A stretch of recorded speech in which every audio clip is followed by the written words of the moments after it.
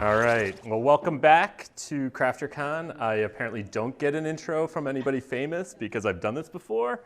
But I'm Mike Wokasch. You might remember me from such great CrafterCon presentations as IP for Game Designers. First thing this morning, and they kept me here all day.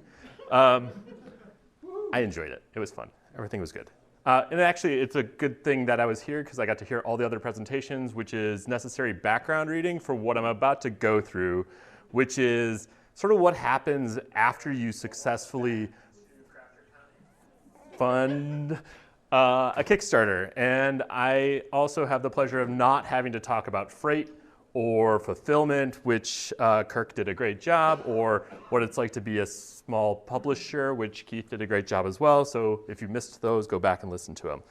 In any case, the idea here was that I, as a small publisher slash TGC Hall of Famer, game reviewer, a whole bunch of stuff, would explain my experience, what it was like to overfund on one of my very first Kickstarter campaigns. I launched a Kickstarter campaign for a game that won a TGC contest called Starving Artists a few years back now. And since this is the After Dark episode, it was in the WTF category of my spreadsheet of how I did, and it was way beyond anything that I had previously planned for, anticipated, thought about. I was in the $50,000 category. I was planning on getting someplace in the neighborhood of 12 to 15, maybe 20 on the high side. I had a whole bunch of countries I needed to fulfill to. I had a whole bunch of backers I didn't expect. I had people who asked for retail orders. I had backers who asked for group purchases in countries that I didn't know existed. I actually knew they existed, but I wasn't really prepared to fulfill there. So let me give you the setup for a second here. This is a presentation mostly for those who have already kickstarted their game, who had a great idea, it was well received, you successfully overfunded it to some astronomical amount based on your own estimates, and it's sort of what happens, what do you do after Kickstarter pays out? Because this is CrafterCon, I will also say that I am going to ignore the super easy and amazing fulfillment option for people who can use TGC as an option where they will just ship the game, manufacture the game, do all of the fulfillment for you. I'm thinking games where you're looking at thousands of copies in a long run, where you're asking for components that are not exactly in TGC's repertoire, and you want to do something more than just fulfill to your backers. So you want to go to distribution, you want to do retail sales, you want to make it an option. I know the Captain of This Dead is out there as a big fulfillment success for TGC, but for most of us, that's not really an option at the scale I'm talking about. So first things first, I will talk about the first option. So within 2 weeks, you will get your money. There's a list of non-extradition countries that I have put on the board here. So you can, once the money gets deposited in your bank account, you know, these countries do not have treaties with the United States and won't necessarily send you back to the country.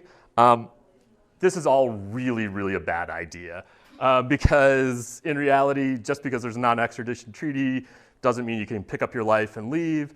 And it's not a really good plan because they could still send you back because governments are friendly like that. And oh, by the way, you probably have family, friends, money.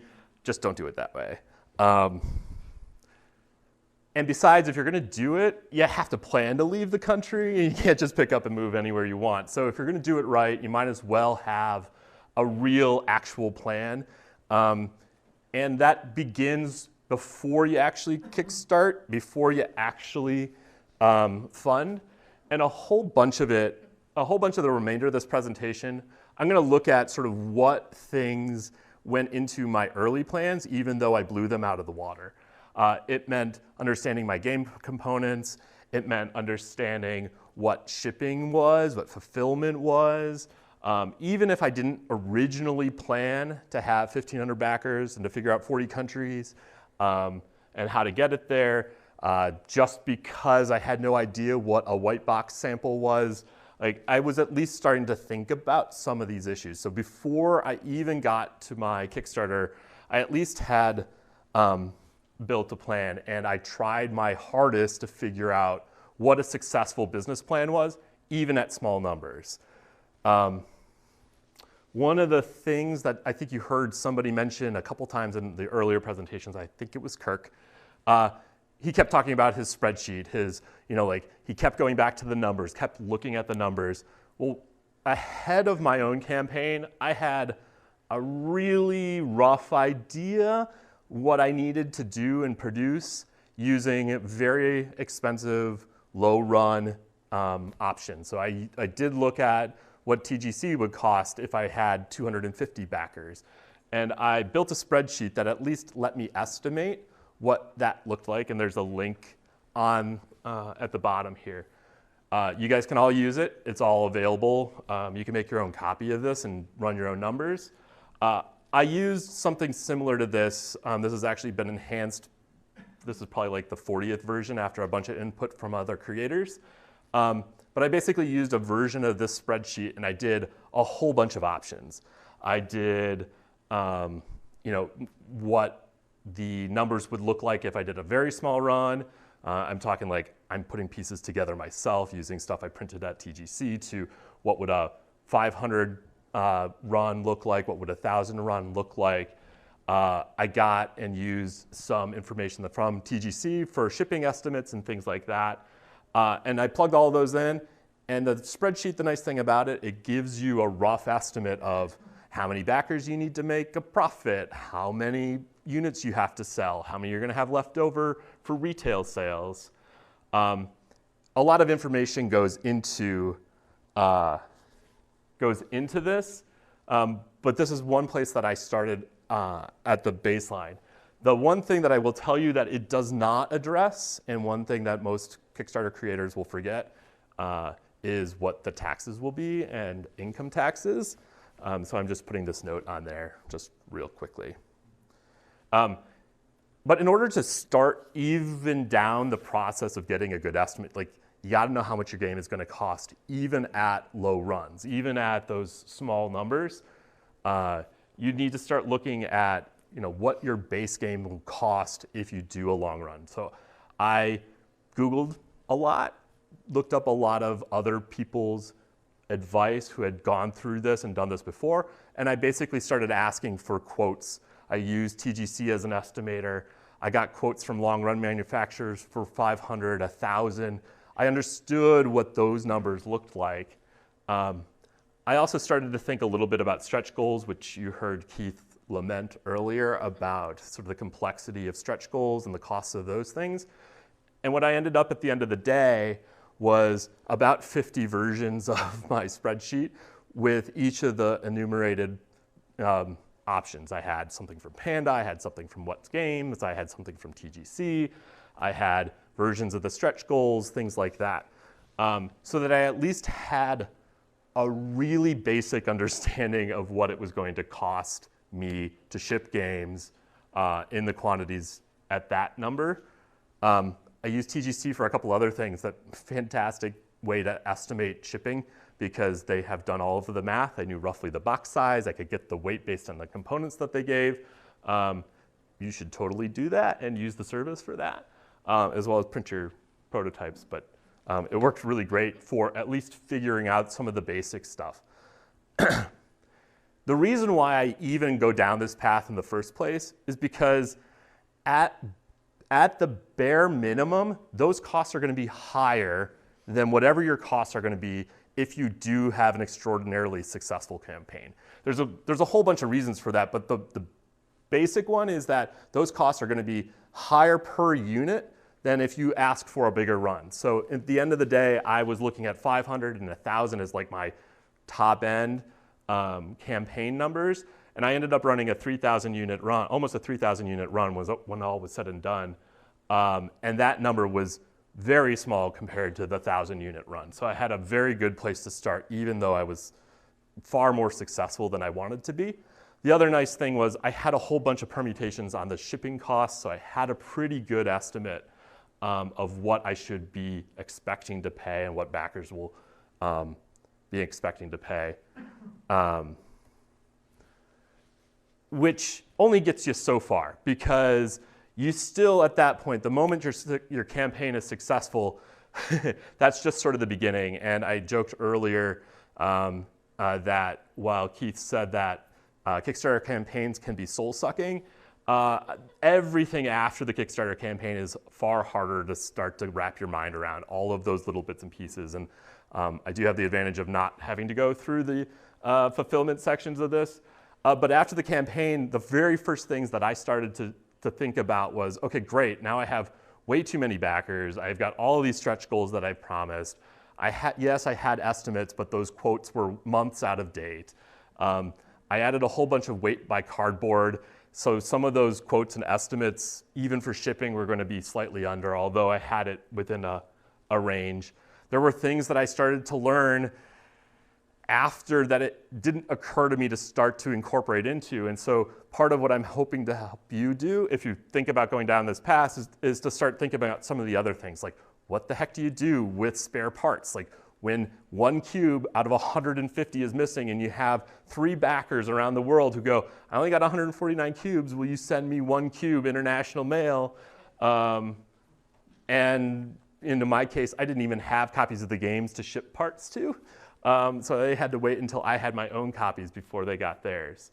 The other things that I didn't think about when I was thinking about 150 to 200 backers, maybe 500, was I could do that in a spreadsheet. It's a lot harder to do 1,500 or 1,700 backers plus pre-orders galore in a spreadsheet that you're generating out of Excel that you're hoping Kickstarter sends you all the right info. So part of this is, what do you do? The moment you've got you get the congratulations, you funded, the campaign closes, Kickstarter does not immediately cut the check to you. You do have a little bit of time to like breathe and think about it. But almost on the very next day, I sort of took stock of where I was. I was well over my funding goal. I was well over the number of pledges. You start to get a couple notices that backers, pledges got canceled, so you can't exactly use the numbers that come right after. I don't know what the normal rate is, but I probably had about 20 to 30 credit cards fail. And then I went out and got new estimates. I sent an email almost the very next day to everybody who had sent me a quote before. I'm like, hey, guess what? I'm now super successful and you want to do business with me, give me the best price you can possibly give because I'm about to order a whole bunch of units. And they were much more responsive than when I first asked for a 1,000-unit quote and it took them 3 months. Like I got quotes back within the week on almost everything. Which also led me to the very next problem, which was my early quotes were not as sophisticated as I would have liked them to be, and now I know a whole lot more. This is actually roughly portion of my quote from Panda for Starving Artists. And in sort of great detail, we went over codings, we went over exact card sizes because nobody had jumbo cards. Only TGC had jumbo cards that they had to make a special print for me. Had to figure out the codings I wanted. The colors of the cubes was an issue that I would realize over the course of the next 8 months would be the bane of my existence, was getting them to understand what green meant. Purple as well was also a hard one. So I was using Pantone colors. I was, these are the sorts of things that would have been super helpful had I done all of the right stuff ahead of time. So knowing what your components are, knowing exactly what materials and stuff. And guess what? Other people have done this, and there's tons of help, whether it's Jamie Stagmeyer or whether it's James Mathey's website. Lots of people have written about how to ask for and get a good, solid quote. Other things that I hadn't really thought about are at the bottom here, like what do you do about overruns? What do you do about extra components? How do you get the extra components that they have left over? I had 150 transparent 8mm cubes in every one of my boxes. And so then the question became, well, they ordered tens of thousands of little itty bitty cubes. How can I get some of those so that I could answer the international question of, I'm missing one purple cube, what do I do now? CE testing, all of these things I wasn't really thinking about at the time when I was just going to use TGC or a small run fulfillment. I was thinking just the United States, but all of these things came up. They all, they showed up in everybody's quotes. They ask you these questions, then they make you and expect you to have answers. The other thing is almost all of these quotes that you get from manufacturers are time-based, so you can't sit on your hands for the next 6 months and expect the same pricing to come back. So there is a little bit of a time crunch when you start down this path, especially with tariffs and changes in cardboard costs and things like that. Which brings me to the next point. So you heard it from Kirk earlier. I'm sure Keith would say the same thing, that nothing ever goes right. Like, there is almost nothing about what you plan to have happen in your calendar goes exactly as you expected. Ben and I shared a very similar experience with Printer at the very last moment on the eve of production. That was our sales rep left unannounced and left us hanging. But everything, you should start looking at your calendar. When did you actually start, when did you actually promise your delivery and work backwards? So I built out a small timeline in an annoyingly right-clicky kind of way. Basically, my backwards calendar. I looked at my delivery date. When did I expect to do this? And then I started padding it. What is the longest I could take to do X, Y, or Z? And we'll go through some of these things, but the major categories are making sure your content's ready to go, getting manufacturing proofs, getting lists of your components back, making sure that you get your freight, your warehousing information figured out, and then figuring out how long it'll actually take to get it from wherever you sent it at, whatever warehouse, whatever fulfillment company, out to your backer's hands. And sort of that's the 4 main categories of all of the things on the right. But everything takes longer than it really should, including getting your content ready. So in my case, I had the advantage of I didn't have to go out and get a new artist to do a whole bunch of new art. If you know anything about my game, I literally stole stuff from the public domain, stuck it in my game, and made cards out of it, which was great, except I had to go get it tested. I had to play test a few things. I needed a few print copies from the game crafter. I didn't introduce new mechanics in my game. I had previously play tested a bunch of things that came out as stretch goals, including transparent cubes. But still, like, if you introduce new mechanics, if you've done any of those things, you're gonna have to build in some amount of playtesting time, some amount of design and polish time to get that stuff right.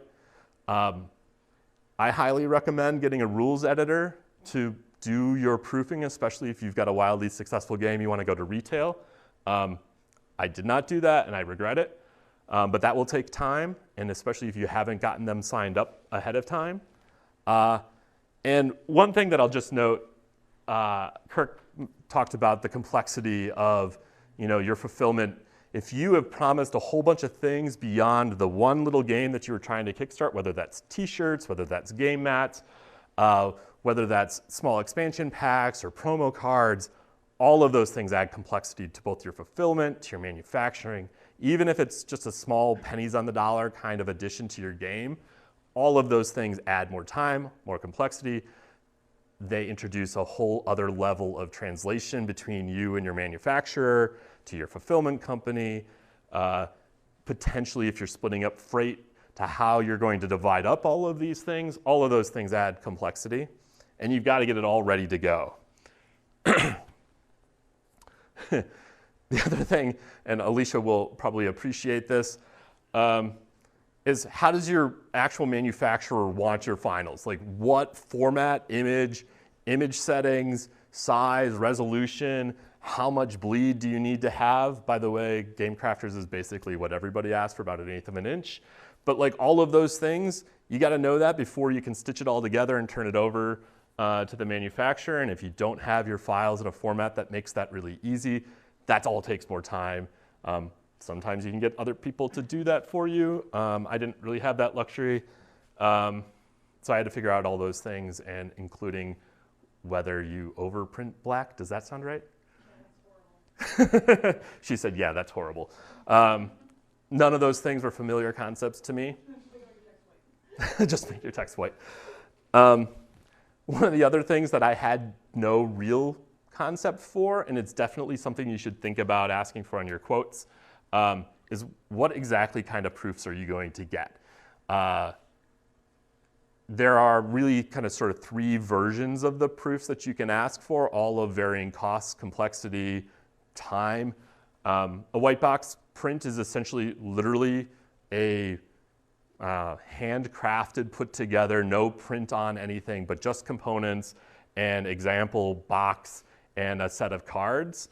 I think mine had some like game board that they clearly just got rid of, and they made it into a box by my spec and sent it to me. And that's useful for things like weight and fit and dimensions of the actual thing itself. It costs a whole bunch of money because not only do they hand put it together one at a time, but then they mail it to you airmail, and I don't know, it was expensive, but it was nice for form and fit purposes. It also let me see the types of cubes that they were planning on using, so that I could see that the purple that they had picked was clearly not purple. I don't know what the Chinese word for purple was, but whatever it was not what they gave me. Ditto for green. They'll also send you, and this is probably more common, essentially a PDF document that for me was multi-gigabytes of each one of the sheets of my gigantic cards with the cut lines showing on it and everything, so that you can check alignment.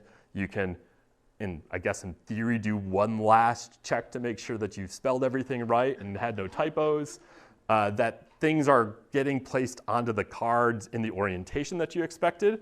So for example, my box had an interior cover, and the way that they had printed it originally had everything going the wrong direction, and then we worked that out because of the virtual print.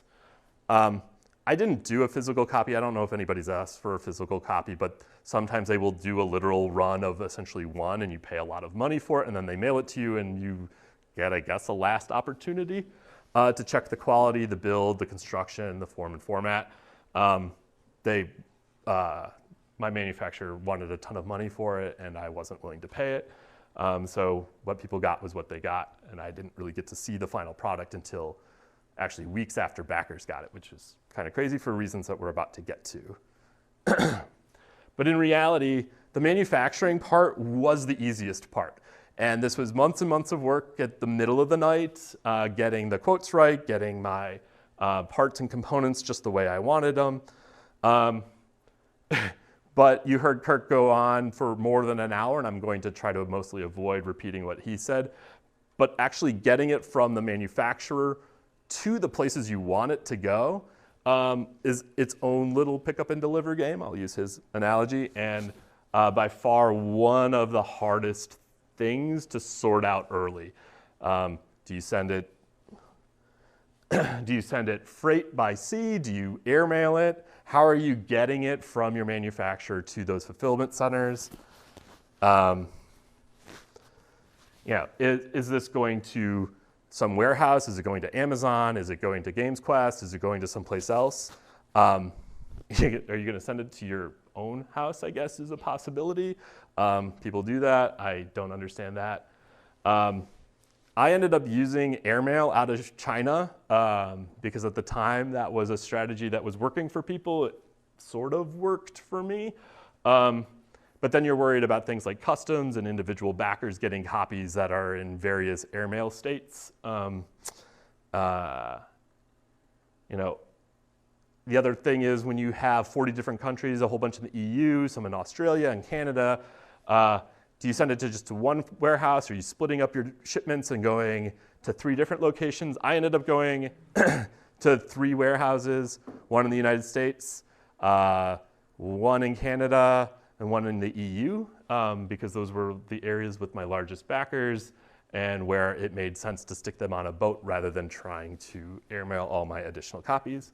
But these are things that at some level you're gonna have to make a call, get some help, hire somebody. I use OTX. I think Kirk mentioned them in the earlier meeting to help with some of the logistics, how to split it up, how to get it on a boat, how to not have to pay $3,000 penalties for not having the right paperwork filled out. Speaking of paperwork, there is yet more spreadsheets that are involved in Kickstarters. Namely, you got to get everybody's address somehow. You got to get it to your fulfillment company, whether you're sending it using Send from China, or you're using GamesQuest, or you're using Quartermaster. They're going to need the backer information. I will tell you that Kickstarters, if anybody's done a Kickstarter, Kickstarter's backer spreadsheet is a disaster. To say the least, it's very hard to use. It's not always the best format. It doesn't always work for international backers. People move all the time, and the fact that you can't easily update it through Kickstarter makes maintaining it hard when you get a random message via Kickstarter messages. You say, hey, I just moved and my new address is this, and then you're looking at the backer, you're finding it in your spreadsheet, trying to figure out which warehouse it went to. Yeah, it's not great. Pledge managers for a campaign of this size I would do that in a heartbeat the next time. The more items you're fulfilling, the harder this gets too. So like I had during my campaign, I had a game and a game mat. That was 2 items. I cannot imagine more complexity because that was a nightmare in and of itself. People ordered 2 copies of the game and 1 game mat. They ordered 1 game and 3 game mats inexplicably. Like it was crazy. You had people who, so my campaign ran in 2016. Over the summer, I had a backer fill out their survey and ask for their copy of the game. I'm like, I am going to send you a refund. You can back the new campaign. Yeah, so Kickstarter has a whole bunch of flaws in their, the shipping spreadsheet is one of them. If you do figure out a good pledge manager that can produce reasonable shipping spreadsheets, or even if you are able to do Excel magic and make your spreadsheets work, that helps a whole bunch as you try to navigate through the complexity. That's actually a copy of the output from my Kickstarter one that I partially reformatted.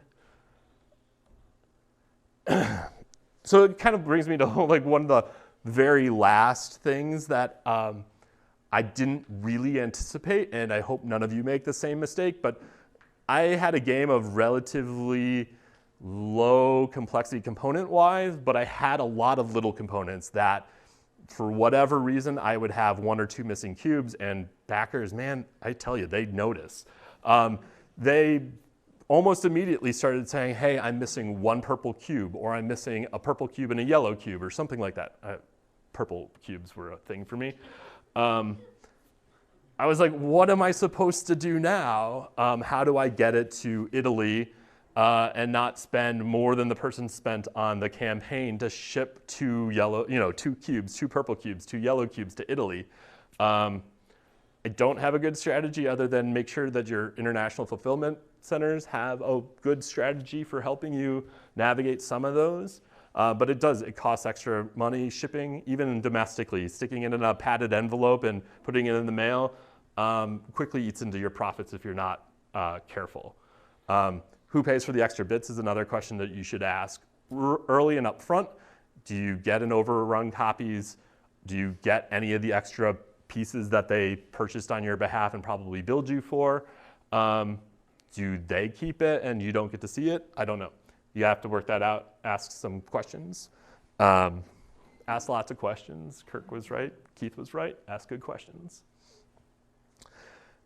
And then sort of the icing on the cake of all of this. So one of the reasons to do a long run in the first place and not use TGC just to print only enough copies to fulfill your backers is that you're going to have the opportunity to essentially turn some of the profits into extra free copies, ones that you're going to end up paying for, but because of the economies of scale, basically turn out to be relatively free. And so that's great and all, but you're going to end up with a whole bunch of games in your garage or in your basement if you don't have a strategy for getting rid of them. They literally do you no good unless you have some strategy to sell them, whether it's Amazon, whether it's going into fulfillment, whether it's going and getting a consolidator. So just because you can doesn't mean you should, and you definitely shouldn't if you don't have a plan for them. So for me, I ended up taking most of my copies. I shipped them as part of one of the shipments, landed in California, and went right immediately to an Amazon warehouse where I used Amazon essentially as my secondary fulfillment from almost every post-Kickstarter, post-pre-order copy of the game. That won't work for everybody, but for me, I had a pretty niche game. It showed up at the top for art games or art history games, and I sold a bunch of copies with almost doing no extra work, which was fantastic. But Amazon is expensive in terms of both warehouse space and the charges that they have. And it's no guarantee that you're going to sell them just because it's listed up there. I also had the advantage that by the time I had fulfilled, it was coming up on the holiday season again. I sold a whole bunch ahead of time. I made my Amazon quota, and they let me sell during the holidays, and I got rid of a bunch that very first holiday season. If you don't know, Amazon has rules about who can list their products during the Thanksgiving to Christmas period. And having no sales for the preceding couple months is not a good sign you're going to be in the holiday picks, but I was okay. But there are a whole bunch of avenues that you can look at. I don't have good strategies for everybody to get through them. I don't have any connections to point you to, but there are a lot of people who have done this before, and Google is your friend.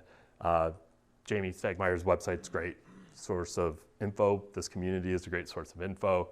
There's a lot of knowledge and expertise, but it's definitely part of the planning process. What are you going to do with those extra copies? If anybody has any questions, I'm happy to take them. I'm sure I ran through that kind of quick because it's late and everybody wants to go play games. Derek. You had just kind of glanced over CE testing. What was that exactly? What CE testing? So to sell in the EU, and largely to avoid the potential liability for having a game, you need to have it run through a battery of tests to make sure that it won't accidentally light on fire just because it's near a heater, that there's a whole litany of things. The tests are only a couple $100, and it lets you put the CE mark on the back of your game. If you don't do that, you can still sell in the EU. You just run the risk of being potentially on the hook for liability that you would otherwise be able to point to and say, I did the appropriate amount of testing, and I can document and show the paperwork that I did it all right. So if you plan on actually selling at retail in the EU, that's probably a good idea. If you're just shipping to a single backer, maybe not. Yeah? If you were going to plan a project to use Amazon for distribution, anything that you would say keep in mind from like the very beginning as far as like cost to build in, how to budget that, or whether you'd be like just run, don't do that, or? Yeah, so the question was if I was to plan to use Amazon as like the first choice fulfillment center, as like that's where I'm going to, how would I plan for that? You would probably want to tack on at least 30-35% to any of your lowest bid fulfillments. That's my best. It's going to be expensive to do it that way.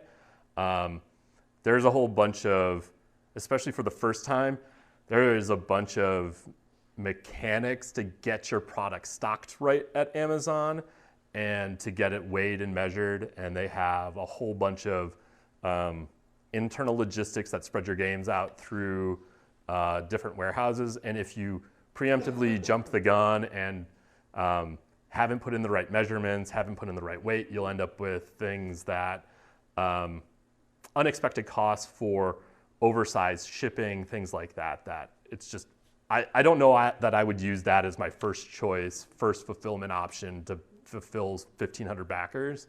It certainly makes, so.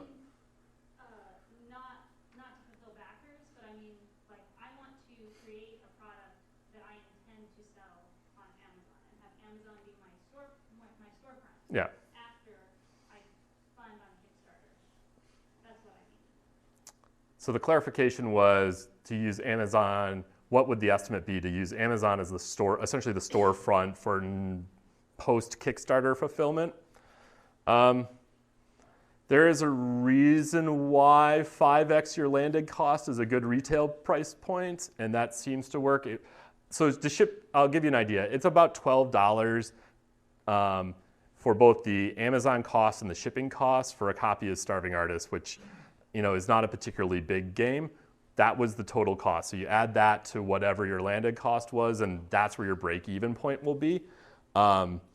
Not including long-term storage. So if you only keep a handful of games there and you sell them out and you just regularly replenish them, your storage costs will be lower. If you're going to ship 500 copies and they're going to be there for a year and a half, you have long-term storage fees, which I don't know off the top of my head, but it gets pretty pricey and they change the pricing all the time. So you got to leave a lot of margin to make that work right.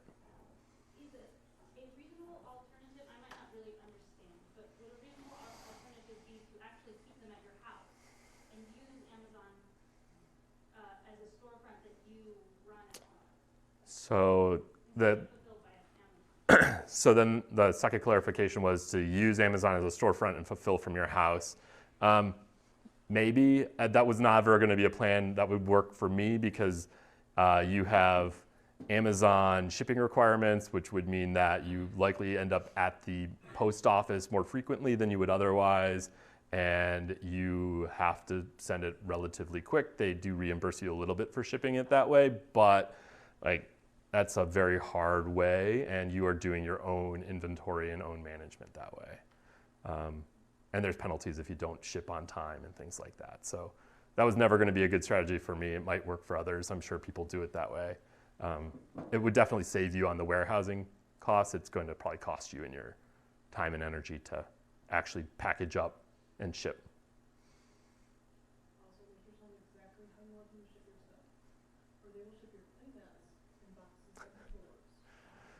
Well, that's if you use FBA.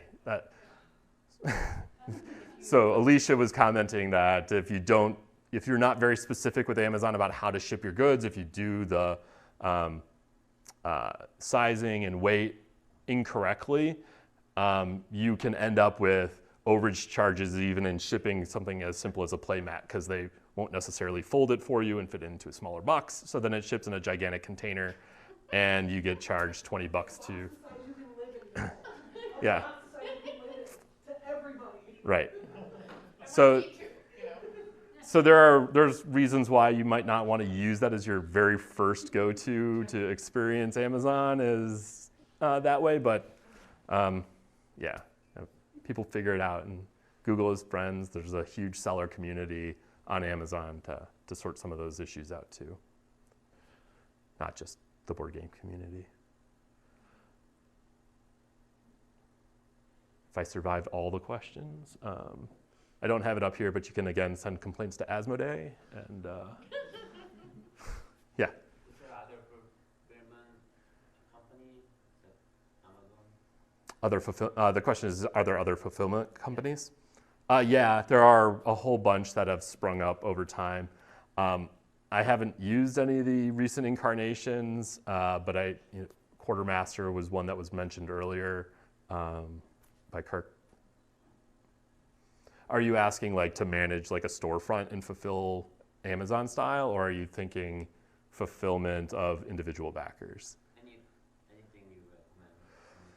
Yeah, I mean, in reality, it's going to be a little bit of homework. This is going to be a decision you're going to have to make, and probably early on, is what to do about extra copies, how you're going to do your fulfillment. It's just one of those items you're going to have to make a decision about. And rather than be surprised when you have 500 copies you don't know what to do with.